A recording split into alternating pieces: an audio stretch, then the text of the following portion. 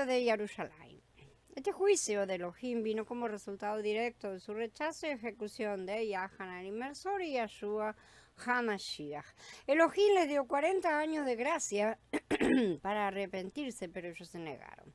En su celo religioso ciego lucharon hasta que toda la tierra fue devastada y millones fueron muertos o vendidos como esclavos. Yahanan Inmersor fue ejecutado en Pesaj aproximadamente 6 meses después de haber bautizado a Yeshua.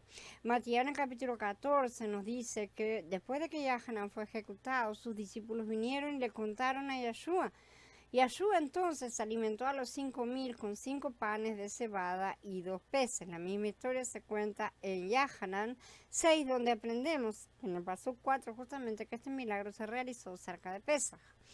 40 años después, en Pesaj del 70 de la era común, los romanos comenzaron a asediar la ciudad de Jerusalén, como dijimos. Josefo ¿sí? Escribió acerca de las 115.880 bajas llevadas a través de una sola puerta de Jerusalén. En su libro de las guerras escribió no menos de 115.880 cadáveres en el intervalo entre el 14º día del mes Shanticus o Nisan, es decir, Pesaj, cuando los romanos acamparon en el campamento de la ciudad, y el primer día del mes Panemus o Tamuz. Josefo registró que los romanos lanzaron su campamento alrededor de Jerusalén para comenzar el asedio en Pesaj en el año 70. La ciudad fue destruida a fines de agosto del mismo año. El templo fue quemado, todo el oro se derritió por el calor. Más tarde, en la lucha por el oro, las personas levantaron cada piedra de la otra, la separaron para rescatar el oro que se había acumulado como agua entre las rocas para cuando terminó toda la destrucción. No había una piedra sobre otra, como predijo Mashiach. En Matías 24 dice, cuando Yeshua salía y se alejaba del templo, se le acercaron sus discípulos, le llamaron la atención hacia los edificios del templo. Pero él les respondió, ¿ven todo esto? Pues en verdad les digo que aquí no quedará piedra sobre piedra que no derriben. Y así se cumplieron las palabras de Yeshua. Ahora vamos a hablar acerca de la captura de Masada. Esto no está registrado en las escrituras, pero es un hecho verdaderamente bastante famoso. Ya les digo que es un hecho que ha sido heroicizado en la pantalla grande. Los celotes fueron los extremistas judíos de la época. Fueron llamados sicarios, que significa gente de las dagas. Eran asesinos y terroristas. Todos eran sus enemigos que no los ayudaron a tratar de derrocar a las autoridades romanas. Se acabó. Si no ayudaban, eran enemigos. Uno de los discípulos de Yeshua, Simón Celotes, había sido uno de ellos antes de que Yeshua le mostrara una mejor manera. En el año 73, un hombre llamado Eleazar era el comandante de los sicarios. Antes de ir a Masada, él y sus hombres mataron a miles de personas en Jerusalén, aterrorizando a la gente para que se unieran a la revuelta contra los romanos. Cualquiera que fuera pacífico entre ellos fue asesinado. Cuando los sicarios fueron finalmente expulsados de Jerusalén, tomaron la fortaleza de una montaña llamada Masada. 3 años después de la destrucción de Jerusalén, los romanos finalmente capturaron Masada. Los romanos tuvieron que construir una rampa hasta la fortaleza para tomarla. Terminaron la rampa el día 14 del primer mes. En el año 73, ese era el día en que la gente normalmente mataría a sus corderos para que se comiera Pesaj esa noche. Los romanos decidieron asaltar Masada la mañana siguiente, pero esa noche los sicarios en Masada se ayudaron mutuamente a cometer suicidio en lugar de guardar Pesaj. Solo una anciana y 5 niños se escondieron y sobrevivieron a la terrible experiencia. El hecho de que tuvieran que esconderse para sobrevivir a la noche muestra que esto fue más que un suicidio voluntario. También fue asesinato bajo el disfraz de suicidio asistido. No hay forma de saber cuántas de esas personas fueron asesinadas. Josefo nos dice en el libro de las guerras, ¿sí? Esa masacre calamitosa se realizó el 15º día del mes.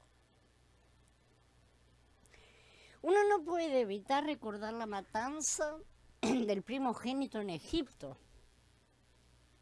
cuando ocurrió la noche de Pesaj. la original. Los sicarios no celebraron Pesaj en la primavera del 73, en cambio se ayudaron mutuamente a suicidarse en la noche que conmemora la matanza de los primogénitos de Egipto. Y a este evento lo llaman heroísmo. Este evento identifica a los sicarios, no con los israelitas justos, sino con los egipcios que murieron en aquel primer Pesaj. También es significativo que los terroristas sicarios que murieron en Masada sean recordados hoy por los israelíes como héroes.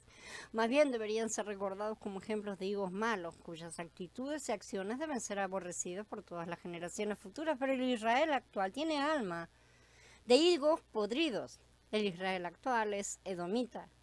Y si miran un poco este comportamiento y se acuerdan de las cosas que estudiamos en la serie de los Ixos, verán que el comportamiento proviene de Amalek. Por sus frutos los reconocemos. Josefo deja en claro que estos fanáticos religiosos, los sicarios, sí, estaban entre los más responsables de los desastres que se produjeron en Jerusalén y en toda la nación. No creían que Elohim quisiera que fueran gobernados por ningún extranjero. Con esto querían decir que estaban obligados por Elohim mismo a hacer la guerra a cualquier nación que los hubiera conquistado.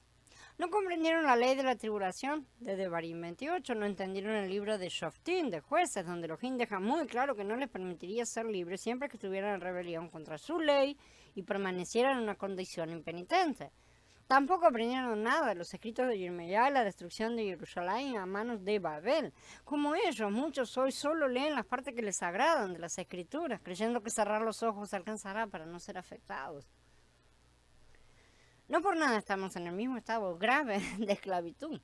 Por lo tanto, los hijos malos de Yahudá, al intentar deshacerse del yugo de madera, solo lograron asegurarse por sí mismos del yugo de hierro. Muchos fueron asesinados, la tierra fue devastada, la nación misma fue destruida, las personas enviadas a tierras extranjeras como cautivos, como esclavos.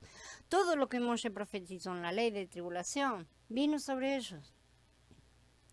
Ese yugo de hierro continuó hasta el siglo XX, cuando nació el sionismo moderno. El sionismo fue el intento de deshacerse del yugo de hierro y regresar a la antigua tierra sin primero arrepentirse de su hostilidad contra Yeshua HaMashiach, como lo exige la ley. El movimiento en sí, por lo tanto, es ilegal. Pero muchos judíos se cansaron de esperar. Aún así permanecieron ciegos a las causas de su dispersión. La pregunta es ¿por qué el sionismo logró establecer el Estado israelí a pesar de que la ley de la tribulación parecía hacer esto imposible? No hay un precedente bíblico de tirar un yugo de madera o de hierro hasta que la gente se haya arrepentido. La respuesta se encuentra en el hecho de que el judaísmo está cumpliendo dos series de profecías, una para Yahudá y otra para Edom.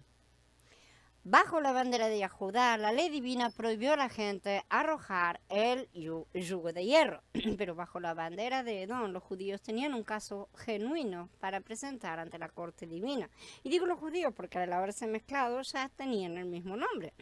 Elohim le había prometido a Esaú, Edom, que se le daría la tierra de Canaán. Jacob, Israel, estaba obligado por ley a devolverle la tierra a su hermano porque la había tomado por medios fraudulentos. Así que en 1948 la bandera de Union Jack de Gran Bretaña fue retirada de Palestina y nació una nueva nación que se llamó a sí misma Israel. El nombre Jack es la abreviatura de Jacob, ¿sí? Un juego de palabras. En 1948 Jacob se vio obligado a devolver la tierra a los judíos sionistas, no porque fueran descendientes de la casa del norte de Israel, ni tampoco porque fueran descendientes de la casa del sur de Judá, sino porque eran descendientes de Edom. Pero antes de que podamos comprender estos eventos más recientes en el siglo XX, tenemos que explicar el significado del rechazo de Yahshua HaMashiach en su primera aparición.